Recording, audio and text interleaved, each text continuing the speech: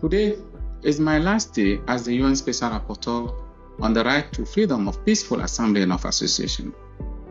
It has been an honor to serve as the UN Special Rapporteur to promote and protect these vital rights.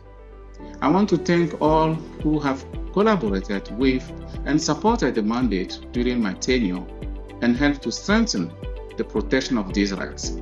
You have all contributed greatly towards increasing awareness and protection of these rights, and your support has been instrumental in expanding and consolidating the partners of the mandate. Especially, I thank the civil society activists for their tireless efforts and dedication towards advocating for the rights of peaceful assembly and of association. Your bravery and resilience against threats and often at a grave personal cost have been inspirational.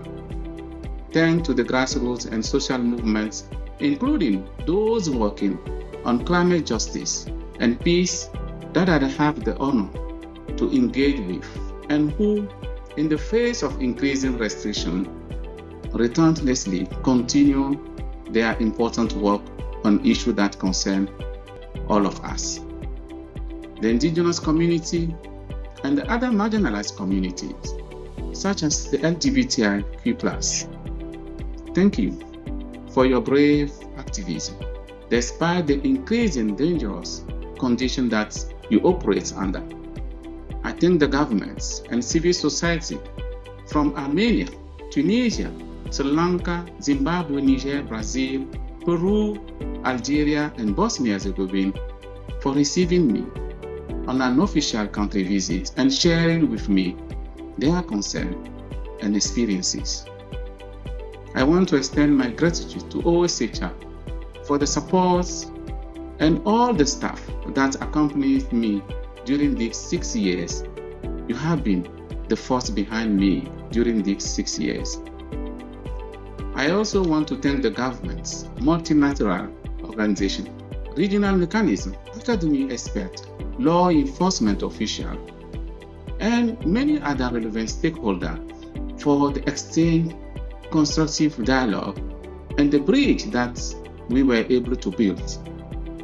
Together, we were able to further strengthen the international normative framework, supporting improvement of state law and policies, expand the scope of the protection of the right to freedom of peaceful assembly and association, including in the digital space, consolidate civil society organization rights to access resources, and develop a clear model protocol for law enforcement for the facilitation of peaceful protests in line with international standards and good practices.